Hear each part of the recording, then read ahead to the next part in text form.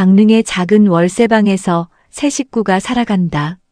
50살의 나와 파킨슨병으로 몸이 조금씩 굳어가는 59살 남편, 그리고 12살 아들. 누군가 우리 가족을 소개해달라고 하면 나는 늘 이렇게 말하곤 한다. 걸어다니는 종합병원 3개가 모여 산다고. 아들은 세상에 나오는 것도 급했는지 9달을 채우지 못하고 태어났다. 후두천명증이라는 낯선 병명을 달고 시작된 아이의 삶은 100일이 조금 지난 무렵부터 원인 모를 고열로 이어졌다. 5년이라는 시간 동안 입원과 퇴원을 반복했고 돌이켜보면 그 긴 세월 동안 아이가 집에서 머문나른 채 2년이 되지 않았다. 병원비는 눈덩이처럼 불어났고 결국 우리는 살던 집을 팔아 빚을 갚았다. 보증금 100만 원에 월세 20만 원짜리 지금 이 집으로 이사 온 날 남편과 나는 서로의 손을 꼭 잡았다. 이제 다시 시작해보자고. 그러나 5년을 버텨낸 끝에 아이가 받은 진단명은 지적장애 1급이었다. 혼자 있으면 쇠못이든 건전지든 손에 잡히는 것을 입에 넣어 수차례 응급실 신세를 졌고 지금도 한시도 눈을 뗄 수가 없다. 그래도 나는 이 아이가 고맙다. 그 모진 병원 생활을 버티며 끝내 우리 곁에 남아준 것만으로도 다시 일어서자던 다짐은 오래가지 못했다. 남편에게 파킨슨병이 찾아온 것이다. 몸이 뜻대로 움직이지 않으니 일을 할 수도 없었고 변이형 협심증과 고혈압, 당뇨에 자궁수술까지 겪은 나 역시 마찬가지였다. 결국 우리 가족은 기초생활수급자가 됐다. 한 달에 80만 원. 적지 않은 돈이지만 세 식구가 약값의 생활비에 쪼개다 보면 겨울이 오는 게 두려웠다. 연탄 한 장 한 장이 그렇게 소중하고 또 그렇게 무거웠다. 그러던 어느 날 텔레비전 프로그램에서 난방비를 지원해 준다는 소식을 듣고 신청서를 넣었다. 얼마 지나지 않아 실태조사를 나온 담당자는 집 안 곳곳을 살피더니 작은 목소리로 혼잣말을 했다. 돈이 있다면 집을 사주고 싶다고. 그러면서 신청자가 너무 많아서 선정될지는 알 수 없다며 기대는 접어두라고 했다. 나는 그 말을 듣고 마음속 깊이 접어두었다. 어차피 기대를 품었다 실망하는 것도 익숙한 일이었으니까. 그렇게 시간이 흘렀다. 그러다 어느 날 문자 한 통이 도착했다. 난방비 지원 대상자로 선정되셨습니다. 따뜻한 겨울 보내세요. 처음엔 눈을 의심했다.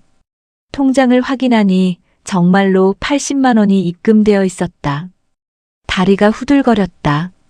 세상에 이런 일이 있다니 감사하다는 말이 입안에서 맴돌다 눈물이 됐다. 나랏돈으로 겨우겨우 살아가면서도 이런 선물을 받을 자격이 있는 건지 한편으론 부끄럽고 또 한편으론 너무 고마워서 마음을 어쩔 줄 몰랐다. 고맙다는 인사라도 전하고 싶어 문자에 찍힌 번호로 전화를 걸었지만 신호만 울렸다. 남편은 돈 주고 사기치는 경우도 있냐며 불안해했고 나도 슬그머니 걱정이 됐다. 결국 독수리 타법으로 한 글자 한 글자 두드려 인터넷을 뒤졌고 거기서 그 번호를 찾아냈다. 진짜였다. 그해 겨울은 유난히 추웠다. 하지만 우리 집만큼은 그 어느 해보다 따뜻했다. 두 번째 사연. 설이 지나고 입춘과 우수가 차례로 스쳐가더니 어느새 양지 쪽 땅에서 새싹이 고개를 내밀기 시작했다. 재래시장 귀퉁이에는 할머니들이 바구니에 쑥을 조금씩 담아 내놓으셨다. 그래도 아직 봄이라 부르기엔 이르다. 꽃샘 추위가 남아있고 무엇보다 영등할매께서 아직 내려오시지 않으셨으니까. 나는 작은 어촌 마을이 고향이다. 바닷가여서였는지 아니면 그 시절이 워낙 그러했는지 우리 동네는 유난히 영등할매를 정성껏 모셨다. 음력 2월 초하루에 내려오셨다가 20날이면 다시 하늘로 올라가신다고 했다. 초하루날 바람이 불면 할매가 딸을 데리고 오신 것이고 비가 내리면 며느리를 데리고 오신 것이라 했다. 딸과 함께 오실 때는 비단 치마폭이 나풀거리듯 바람이 일고 며느리와 함께 오실 때는 그 고운 치마에 얼룩이 지듯 비가 온다는 것이었다. 친정 어머니께서 들려주신 이야기였다. 설날 차례상에 썼던 강정 가운데서도 가장 곱고 반듯한 것은 따로 아껴두었다가 정월 대보름에도 쓰고 2월 영등에도 올렸다. 영등날이면 어머니는 찰밥을 짓고 나무를 묻히셨다. 반 피대기 명태는 물을 깔고 슴슴하게 간해서 솥재 그대로 내놓으셨다. 영등 할매는 욕심이 많으셔서 그릇에 옮겨 담으면 안 되고 반드시 음식을 만든 솥 그대로 올려야 했다. 어머니는 그 앞에 두 손을 싹싹 비비며 한참을 비셨다. 바다에 나가신 아버지의 무사 귀환, 가족의 건강, 아이들이 탈없이 자라기를 바라는 마음을 담아서 또 한 가지 빠지지 않는 것이 있었다. 어머니는 평소 옷감을 기울 때 남겨둔 알록달록한 헝겊 조각들을 한지와 함께 바늘로 가지런히 꿰매셨다. 영등 할매가 화려하고 고운 것을 좋아하신다 하여 그 색색의 조각볼을 솥 뒤 벽에 달아두었다. 할매가 올라가시는 스무날까지 그 자리를 지키는 것이었다. 거기에는 10원짜리, 100원짜리 지전도 함께 매달았다. 그 돈으로 학용품을 사면 공부를 잘하게 된다는 말이 있었다. 그런데 어머니는 단 한 번도 그 돈으로 딸들의 공책을 사주신 적이 없었다. 언제나 두 아들의 학용품만 챙기셨다.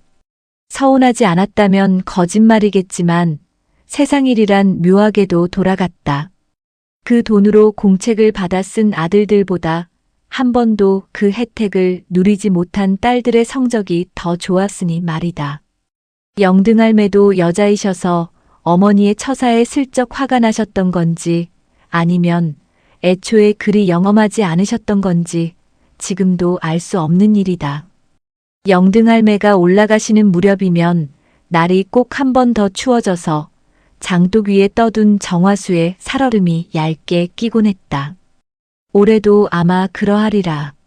이야기가 조금 앞뒤가 바뀌었지만 정월 대보름 이야기도 빼놓을 수가 없다. 그 무렵이면 거지패들이 동네를 돌며 지신을 밟았다. 집집마다 들러 마당을 흥겹게 다져주고 넉넉한 대접을 받았다. 그 패거리 중에는 반드시 포수가 한 명 끼어 있었다. 물론 가짜 포수에 쏠 수도 없는 총이었지만 그는 아주 진지하게 앞마당 뒷마당을 살피고 부엌 솥뚜껑까지 열어보았다. 사냥감을 찾는 것이었다. 갑한장이셨던 아버지 덕에 우리 집에는 귀한 생선이 늘 있었다. 어른 팔뚝만 한 상어를 껍질 벗겨 지푸라기에 꿰어 처마 밑에 달아두면 얼지도 않고 겉만 꾸덕꾸덕하게 말랐다. 그것을 썰어 팔팔 끓는 물에 잠깐 담갔다 소쿠리에 건져내면 국화꽃 모양으로 피어나는 고급 상어회가 됐다. 아기는 또 어떠했는가? 요즘 것과는 비교도 안 되게 커서 둥근 두레밥상만 한 놈이 드물지 않았다. 포수는 그 사정을 이미 알고 있다는 듯 거침없이 뒷마당으로 향했다. 한쪽 눈을 찡긋 감고 총을 겨누더니 입으로 빵소리를 내고는 잡았다고 외치며 생선을 거두어 갔다.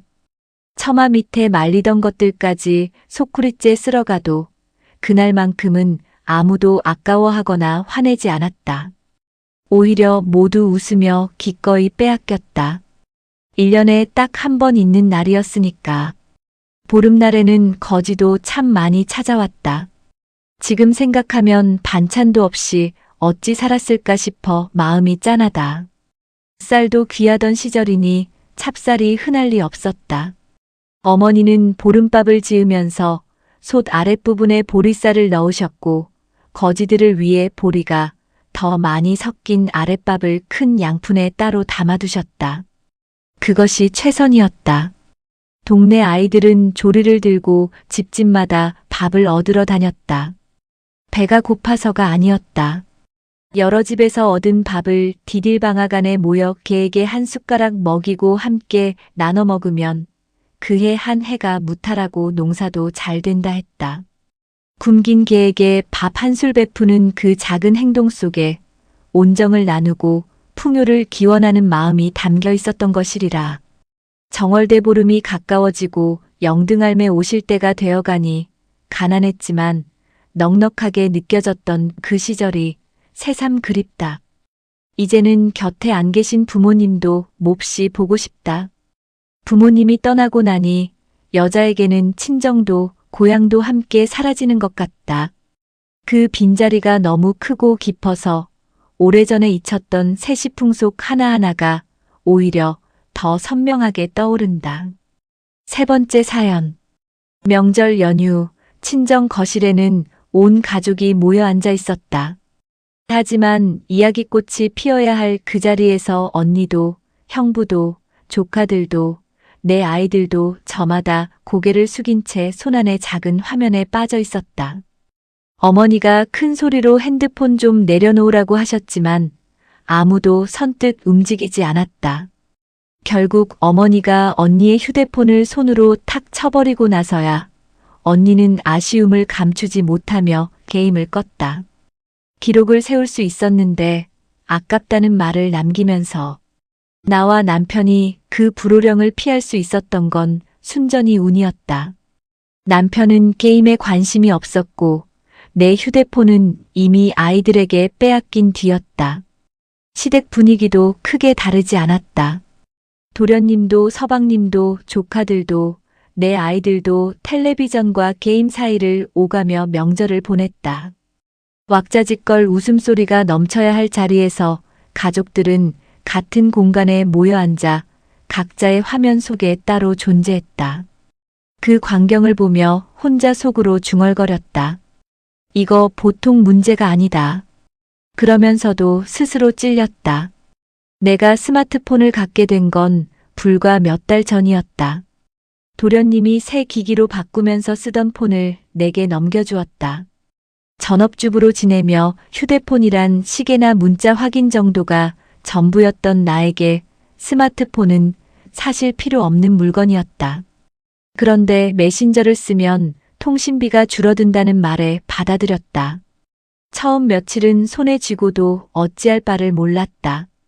이게 대체 어디에 쓰는 물건인가 싶어 멀뚱히 바라보기만 했다. 그러다 메신저로 오랜 친구들과 연락이 닿기 시작했다. 소식이 끊긴 줄만 알았던 친구들의 일상이 사진과 글로 눈앞에 펼쳐지는 것이 신기하고 반가웠다.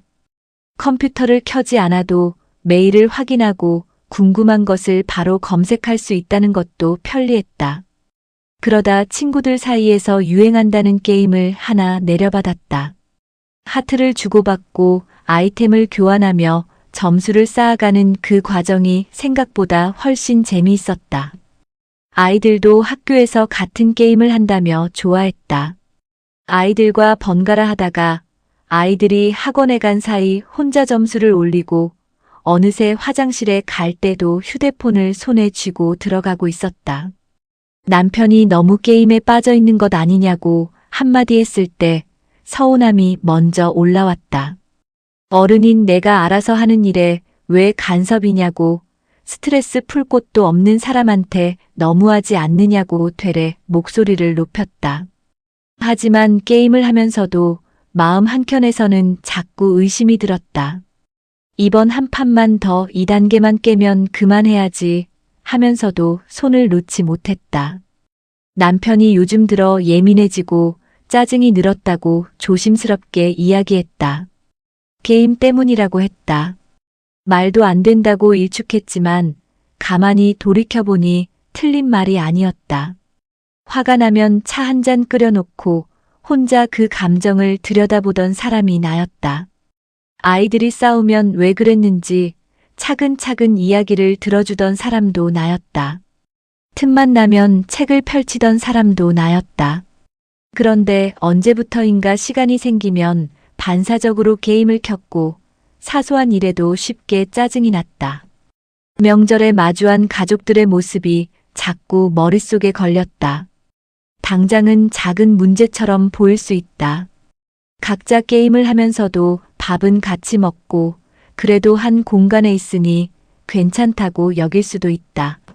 하지만 이것이 지금처럼 계속된다면 서로를 향해 고개 드는 법을 잊게 되는 건 아닐까?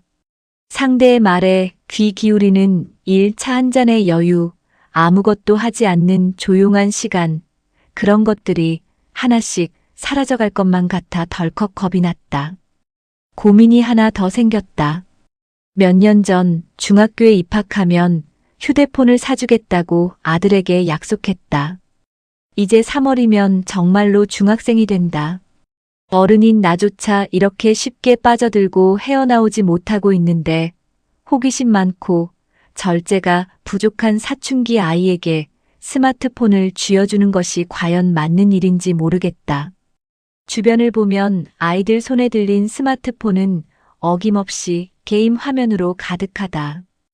호암마마보다 무섭다던 천연두는 이제 사라졌지만 이 작고 반짝이는 화면은 여전히 온 가족의 거실 한복판에 자리를 잡고 앉아 있다. 어찌하면 좋을까? 4번째 사연. 내 별명은 2개였다. 밥통, 그리고 못난이. 합치면 밥만 먹는 못난이가 된다. 거울을 보면 스스로도 고개가 끄덕여질 만큼 예쁜 구석이 없었다. 그래서 거울은 될 수 있으면 들여다보지 않았다. 어차피 봐도 달라질 게 없으니까. 1957년 닭띠, 우리 동네에서는 그 해에 여자아이가 5이나 태어났다. 미자, 희자, 인숙, 춘자, 그리고 나. 같은 동네에서 나고 자라 똑같은 옷을 입혀 세워놓아도 5 중에 내가 단연 꼴찌였다. 얼굴 순위만큼은 누가 봐도 이견이 없었다. 그런데 신기하게도 공부 순위는 정반대였다. 얼굴이 제일 밉다는 나였지만 성적만큼은 5 중에 내가 앞섰다. 국민교육헌장도 우리 중에 제일 먼저 줄줄 외워 선생님을 놀라게 했다. 학교 가는 날이면 아침부터 신이 났다. 책가방을 메고 콧노래를 흥얼거리며 골목을 나서는 것이 그 시절 내 하루의 시작이었다. 그 시절 가장 기억에 남는 사건이 있다. 희자의 짝사랑 대작전이었다. 희자는 같은 동네 오빠를 남몰래 좋아하고 있었는데 수줍음이 많아 말 한마디 건네지 못하고 혼자 애를 태우고 있었다. 그것을 알게 된 나는 혼자 나섰다. 내가 해결해 주겠다고 큰 소리도 빵빵 쳤다. 국리 끝에 나온 작전은 이랬다. 오빠가 저녁에 희자네 집 앞에서 개 짖는 소리를 5번 내면 그것을 신호로 희자가 나온다는 것이었다. 스스로 생각해도 기막힌 아이디어였다. 희자를 집 안에 대기시켜 놓고 오빠에게는 작전을 귀띔해 두었다. 그날 저녁 오빠는 용감하게 개 짖는 소리를 냈다. 그런데 그 소리가 채 끝나기도 전에 동네 개들이 일제히 반응했다. 여기저기서 짖어대는 소리에 골목이 시끄러워졌고 작전은 보기 좋게 실패로 끝났다. 희자는 집 안에서 발만 동동 굴렀다. 나는 포기하지 않았다. 이번엔 뻐꾸기 소리를 신호로 쓰자고 오빠를 설득했다. 개보다는 낫지 않겠냐며 사정도 했다. 오빠는 어이없어 하면서도 또 한 번 작전에 응해주었다. 그러나 뻐꾸기도 실패였다. 무엇이 문제였는지는 지금도 모른다. 그렇게 개가 되었다가 뻐꾸기가 되었다가 했지만 희자의 짝사랑은 끝내 이루어지지 못했다. 오빠에게 입영 통지서가 나온 것이다. 기차가 역을 천천히 빠져나가던 날 우리는 플랫폼에 서서 손수건을 흔들었다. 기차가 시야에서 사라질 때까지 팔이 아프도록 흔들었다. 희자의 첫사랑은 그렇게 손수건 한 장과 함께 멀어져 갔다. 오빠가 군에 간 뒤 희자는 맞선을 보고 결혼했다. 5 중에 제일 먼저였다. 우리는 머리를 맞대고 선물을 고민하다가 전기밥솥을 사주었다. 그 무렵 우리끼리 밥솥개를 들고 있었기 때문이었다. 희자가 시집간 뒤 친정에 놀러 오면 나는 어김없이 왕왕, 뻐국뻐국 소리를 내며 놀려댔다. 희자 남편은 무슨 영문인지도 모른 채 그저 하 웃었다. 미자네는 참기름집과 방앗간을 했다. 미자네 집 앞을 지나기만 해도 고소한 냄새가 코를 간지렸고 장날이면 그 향이 골목 끝까지 퍼졌다. 미자네에 놀러 가면 참기름에 쓱쓱 비빈 비빔밥을 한 그릇씩 얻어먹을 수 있었는데 그 맛이 얼마나 좋았는지 모른다. 그런데 미자는 아버지를 일찍 여의고 초등학교를 졸업하자마자 가게 일을 거들며 동생들을 뒷바라지했다. 어린 나이에 짊어진 짐이 적지 않았다. 그렇게 몇 년을 보내고 23이 되던 해에 맞선을 보았다. 그리고 단 하루 만에 결혼을 결정했다. 동생들도 다 키웠으니 이제 내 삶을 살아도 되겠다 싶었던 것이리라. 미자 결혼에도 우리는 밥솥을 선물했다. 친구들이 하나씩 시집을 갔다. 희자, 미자, 인숙, 춘자 순서로 공교롭게도 얼굴이 예쁜 순서와 딱 맞아떨어졌다. 그리고 제일 마지막은 당연하다는 듯 나였다. 가게를 탄 친구들이 결혼할 때마다 밥솥을 선물했지만 정작 나는 밥솥을 받지 못했다. 내가 결혼할 무렵에는 걔가 이미 끝나 있었다. 서운하다고 투덜거리면 친구들은 낄낄거리며 웃기만 했다. 지금도 밥솥 뚜껑을 열고 밥을 풀 때면 그 시절이 떠올라 혼자 피식 웃는다. 별명이 밥통이었던 내가 매일 밥솥을 열며 살고 있다. 밥솥 하나 못 받았어도 밥은 잘 먹고 잘 살고 있으니 친구들아, 걱정 말거라.